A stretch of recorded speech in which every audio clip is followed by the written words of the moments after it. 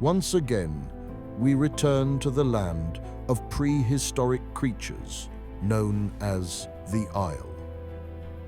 Although the forest seems quiet, danger lurks from within. Since our last visit to this island, the lives of many dinosaurs have come and gone. And even with death all around, life finds a way. For when one apex falls, another feeds off its flesh and takes its place. This island has become a balanced ecosystem, able to sustain these giants for years to come. Now, let's step back 146 million years to follow one of these majestic dinosaurs.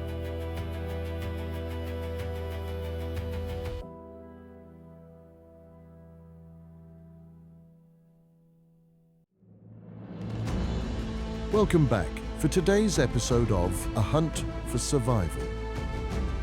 On an island near the equator, ancient predators roam free. In this viewing, we follow the brutal Ceratosaurus as he navigates a harsh and unforgiving world. As always, on the Isle, no life is the same. I'm your host, the Dinosaur-Enthusiast. Join me as we watch together. If you're enjoying my content, don't forget to like, comment, and subscribe.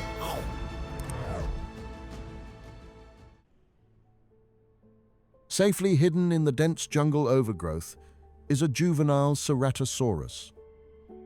This genus of carnivorous theropod lived between 161 to 146 million years ago during the late Jurassic period. It was the apex of its time. Having picked up the scent of his first meal, he moves quickly. The one advantage of his size are his quiet footsteps. Weighing in at just 40 kilos, this male is extremely vulnerable. He must be cautious if he is to survive to adulthood. He scans his surroundings, watching for any signs of danger as he approaches. Without wasting a moment, he eats quickly. He is most vulnerable when he is feeding. This is a good start for the young Cerato. Getting proper nutrition is critical, as he will grow much quicker. As he stops to detect a scent, we have a moment to observe his vibrant skin. Scientists believe male dinosaurs had brighter colors than their female counterparts to assist them in attracting a mate.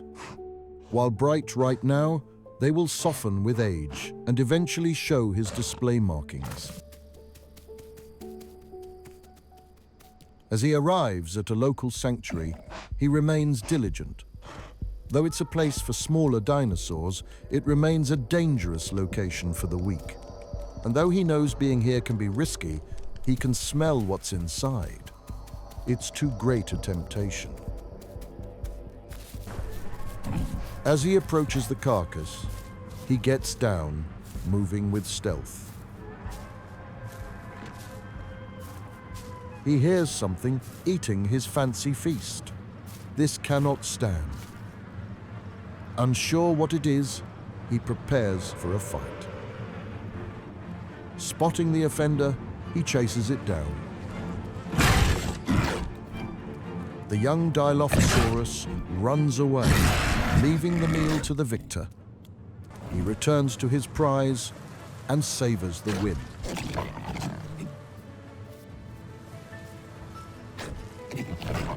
To his delight, not only was he able to achieve a perfect diet, but he was also able to completely fill his stomach. This will certainly help increase the chances of survival. As darkness descends on the island, he moves swiftly through the highlands.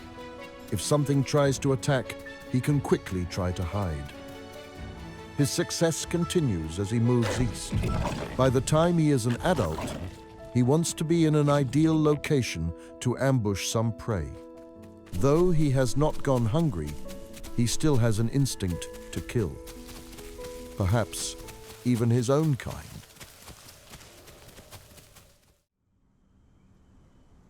Hours have passed. He is almost fully grown. After traveling throughout the night, he has found an ideal location to set a trap. He will claim this territory as his own, for now. In the distance, he hears an adult Carnotaurus. That would be a challenging fight, but not impossible. Hopefully, some smaller prey will show up.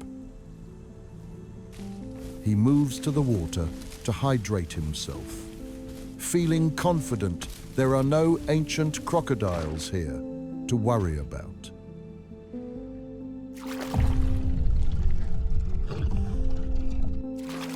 As he was having his drink, he noticed a small body floating in the watering hole. It would be a shame to just leave it there. With that out of the way, he can finally do what he planned. He moves to conceal himself and wait for the perfect opportunity. Being an ambush predator requires patience, of which this Ceratosaurus has plenty. To his surprise, it doesn't take long. He hears footsteps nearby and moves to investigate. It calls out, revealing its whereabouts. He remains quiet, as he doesn't want to scare it away.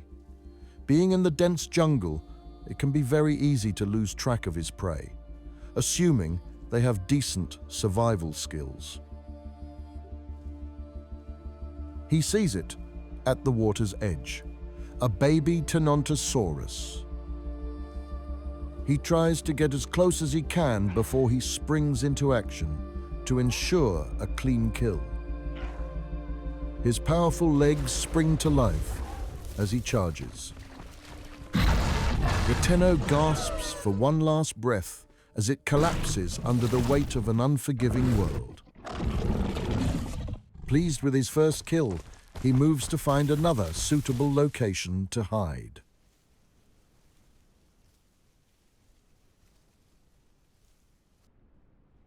As day breaks on the island, he's beginning to lose hope as there's been no movement in the jungle. Without warning, he hears footsteps from a larger theropod. It's another Ceratosaurus. He sizes it up, calculating whether or not he can win. Deciding that he is the apex in this territory, he attacks the subadult dinosaur. Surprised by the sudden aggression, it runs away. It will be forced to drink from another, less suitable location. As he asserts his dominance over his territory, he reaches adulthood. Currently, he is in his prime. He now has a full stomach, as he left the watering hole briefly to track down a meal. As he returns, he scans the area. Deciding it's safe, he moves for another drink.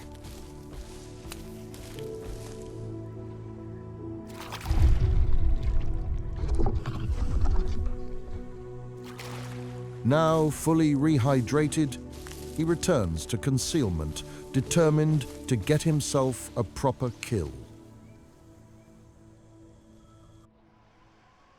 Sometime later, he hears footsteps. It's another baby dinosaur with a clock that's run out. To everybody's surprise, its death comes from above. Because this Cerato was surprised to see a Herrera appear, he hesitated, costing him the kill. Nevertheless, he scoops up its kill and takes it away. The real loser in this equation is the loathsome Herrera, for he thought he could claim this location as his own. Happy that he was able to steal the tree dweller's meal, he sneaks back into another bush, waiting to kill a new victim, or, ideally, the underachiever above.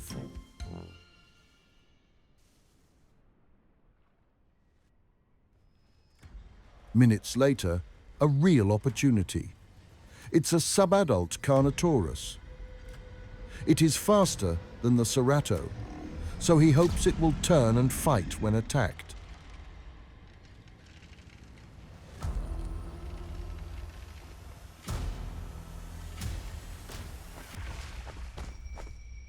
It plunges its face into the water as he engages the threat.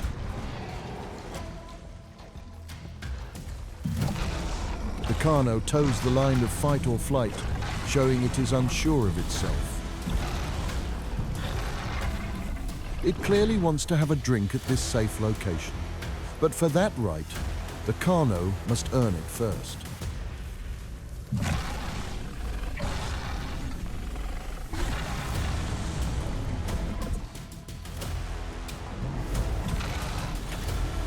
He hears another Carno call out close by.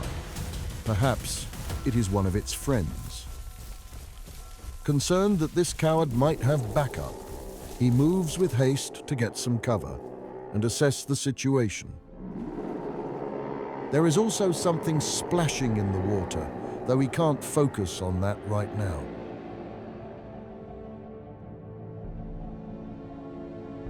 He hears them colluding with one another. He must remain silent and still. Fighting the two of them could likely mean a death sentence. Patience is key here. Having waited out the danger, he decides to move on from the watering hole, unsure of what adventures await.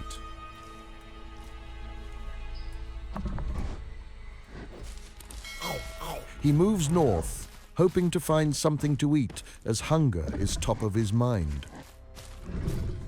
Suddenly, a pack of Ceratos crest the hill. He is startled and keeps his distance. They greet him and he answers back, skeptical of their intent. After gauging their behavior, he believes they can be trusted. He is welcomed with open arms into their fold.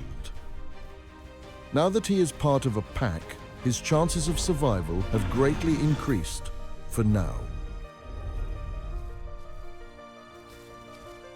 He follows them west to the highlands, as the entire group is close to starvation and desperate for a solid feeding frenzy.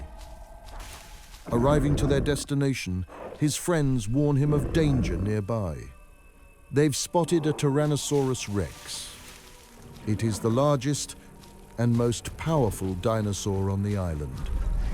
They must tread lightly. Out of the shadows, it charges at them with thundering footsteps. They retreat to safety. Thankfully, speed is on their side. They will fill their stomachs here, one way or another. He lets out a roar in frustration.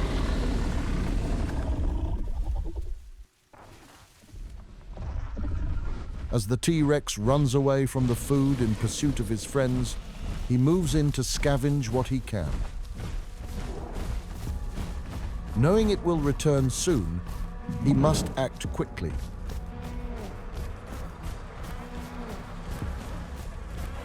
He sinks his teeth into the carcass, keeping an ear out for its heavy footsteps. To his delight, he manages to fill his stomach without being harassed. And though things worked out for this elder Cerato, this is not a happy occasion. His friend Stoner Kitty has become an unfortunate casualty for the betterment of the pack. Because he fell prey to the mighty Tyrannosaurus Rex, the rest will get to continue their journey. He dies, a hero, forever in their memory. Now, with a full stomach and reeling from the loss of their friend, they decide to say goodbye to one another and go to sleep. He will never see his friends again.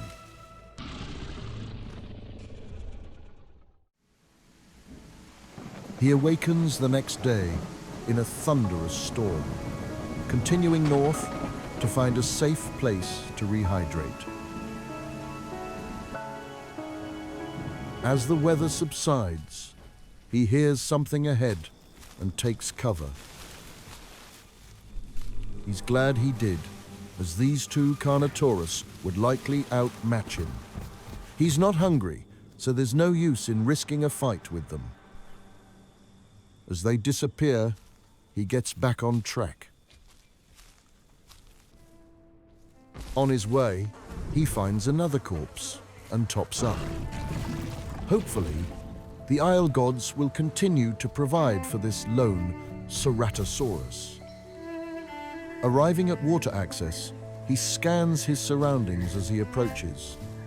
If there is danger here, it will likely come from the jungle. It appears safe, so he quenches his thirst. With all of his needs met, he heads south, looking for an ideal location to settle in and wait for his first real kill.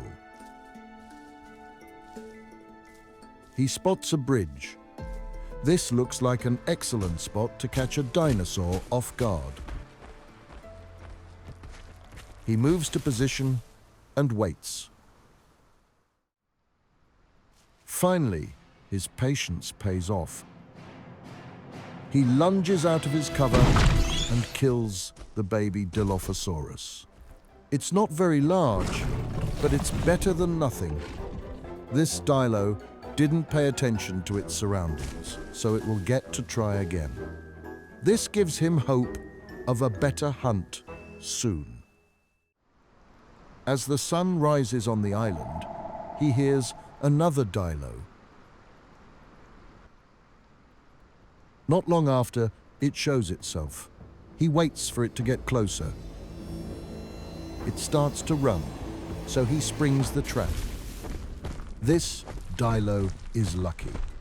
As if to acknowledge the dinosaur, he dances to show he recognizes its quick reflexes and skill.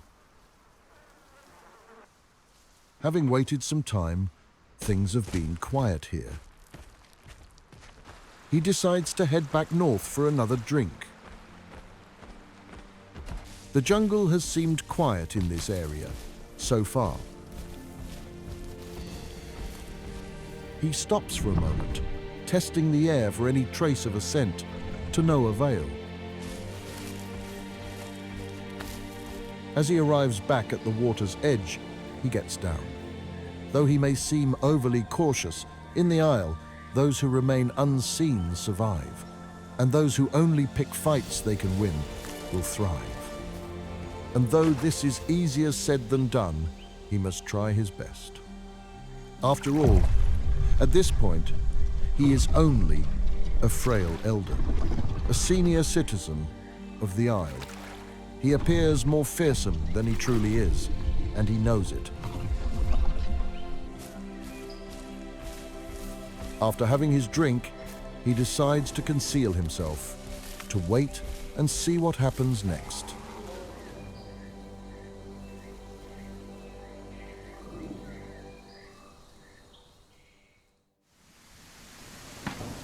Having waited as long as he can, he must move on in search of something to eat. This storm will help provide him cover in the darkness. He must keep his wits about him, however, as it will help to mask the footsteps of any dangers nearby. As he's on the brink of starvation, he smells something in the water. He rolls the dice with fate and plunges into the reservoir. Hopefully, he will not be dragged into the dark abyss. Fear consumes him, as he must swim a little further before he can return to safety, due to the steep bank at the water's edge. As he returns to solid ground, he breathes a sigh of relief. And though this catch wasn't very filling, it will certainly buy him a little more time. He continues south, parallel to the river, as the rain subsides.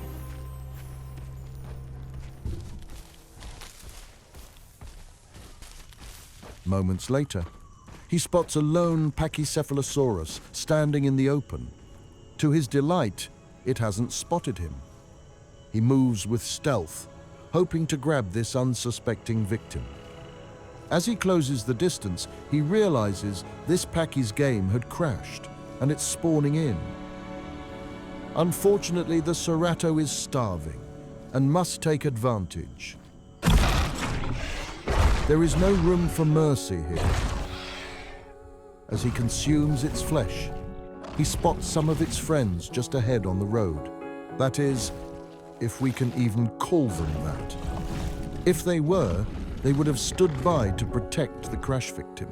However, because they were only there when it suited them, it paid the ultimate price and is now selecting a new skin in the menu screen. As he hides, they come over to investigate, realizing their friend is no more. He's not sure he can take them all, so he waits. They cry out with sadness. Perhaps next time, they will be a more reliable friend.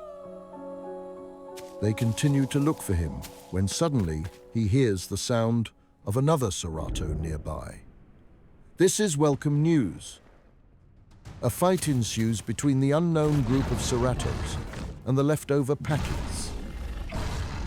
He observes for a moment from safety, as he's not sure the Cerato pack is friendly.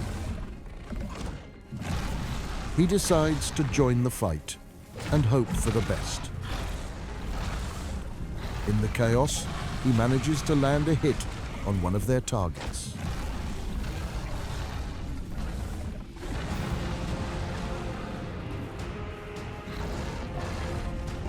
The Cerato pack sees that he is an asset, so they invite him to the group.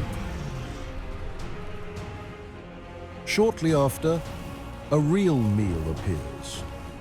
This Diabloceratops tries to run him down, unaware of his friends nearby. He runs to his pack so they can help bring it down.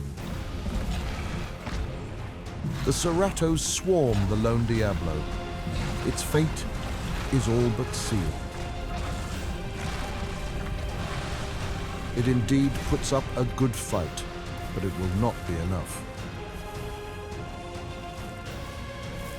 They continue to land hits, trying to avoid its swarms.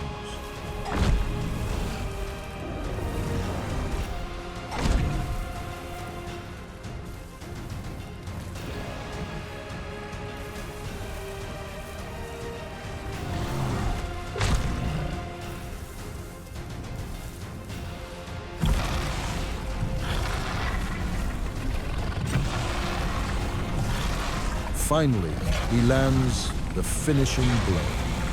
It drops to the ground with one final grunt of agony. With this successful hunt, they are all able to fill their stomachs with leftovers for later. Now that he's full, he decides to lay down and go to sleep.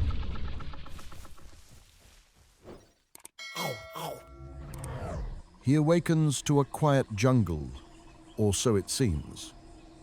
He'll wait here first to see if breakfast arrives. This, however, is a mistake.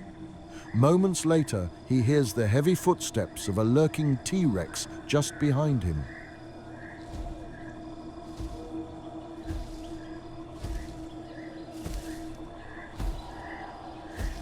He freezes, paralyzed by fear.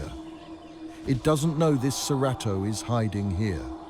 One wrong move, and it's all over. He hears the Rex stop moving, likely hiding in the overgrowth, with the same idea as this terrified theropod.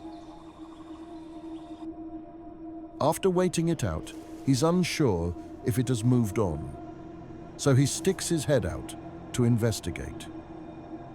He doesn't see anything, so he moves to get a better look. To his horror, he spots the Rex's brown tail right beside him. He sneaks back into his hiding spot to wait and see if it will move on.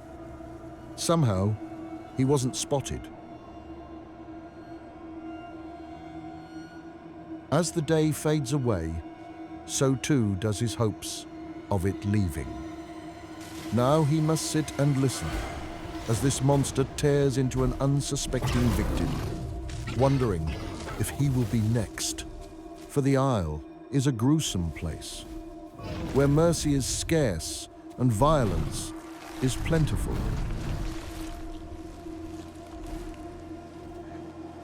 As the terror overwhelms him, he decides he must move away and hope the T-Rex doesn't spot his retreat. Now, with a safe distance between himself and danger, he watches the bridge as he heard movement across the river. Suddenly, an adult Carnotaurus emerges and attacks the overgrowth, unaware of its grave mistake. The hidden apex strikes with lethal force. The Cerato watches with delight as he is aware that this Carno was no other than his brother and fellow YouTuber, the Isle guy trying to hunt him down. He got what he deserved, because he was not aware of his surroundings and picked a fight with the Cerato we have been following. He has been sent back to the menu screen. He decides it's been a long day and must lay down to get some rest. But before he does, he sneaks over to risk taking a bite of the ill-fated Carno. This is about his pride.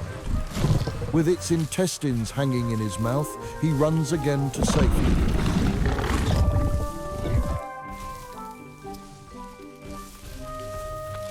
This looks like a good spot. Concealed from the jungle, he can get some rest.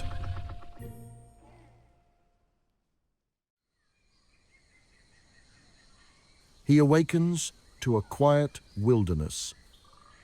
It's a new day, and so he believes the dangers from earlier are gone. He takes a chance and gets back to his hiding place just for a moment to see if he can catch breakfast. Just moments after arriving, he has an opportunity. It's a baby raptor.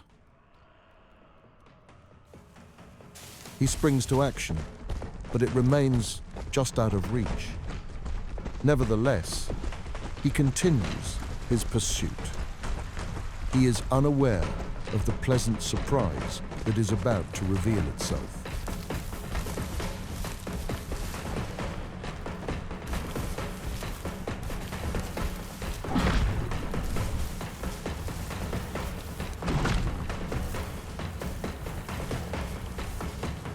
Having lost sight of the raptor, he stops and listens.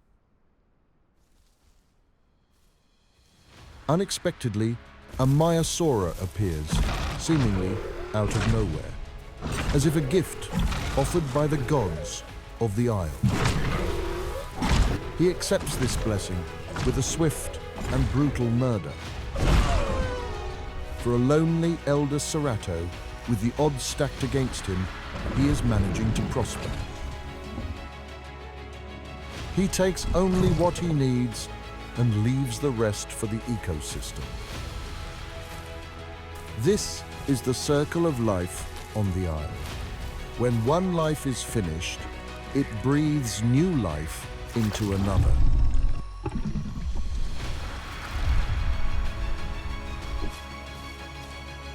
Now, with all his needs met, he takes his place for an ambush.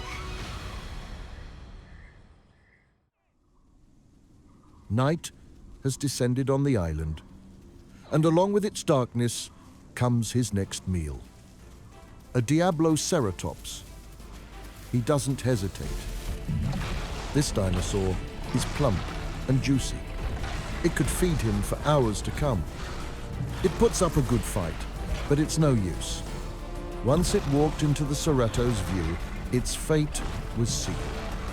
One of the Ceratosaurus' main strengths is his ability to maneuver quickly during a fight. It's impossible for his prey to avoid his sharp teeth. He lands the final hit on the poor Diablo, securing himself a hearty meal. Now, with everything he needs to make this his home, he hides to heal. As the next few hours pass, he remains in this location. With plentiful food and drink, life is good for this old theropod, even if it's a lonely existence. Perhaps, if he calls out to the jungle, it will respond.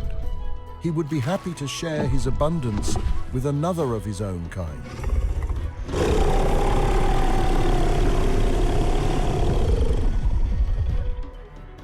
It would also be to his favor to have some help harassing those who frequent this location. But these are just to be his hopes and not a reality. With one last drink, he will continue his adventure alone. It will take him to the highlands. As he heads in that direction, he is reminded of the friends he has met along the way and ponders if any have survived.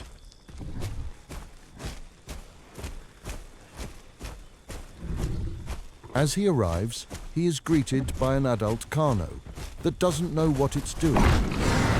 It should use its speed to strike fast and avoid being bitten, but instead, it uses its speed to run from the fight. When it does turn to face the wise theropod, it rarely lands a blow. It continues to dance circles around him, afraid to get in too close. Much like the other Carnos he's come across, this one is lacking confidence.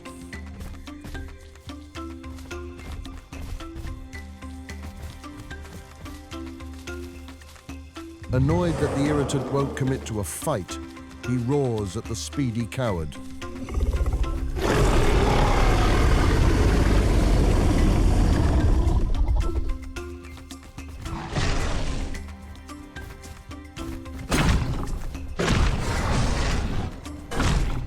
Eventually, the Carno manages to land a bite, proving even the unskilled can get lucky. This game of cat and mouse it's playing continues for longer than it should. Because the Cerato is slower, he doesn't have a choice but to pay this annoying dinosaur his attention. Finally, the aggressor has a moment of self-reflection and accepts its weakness both on the outside and from within.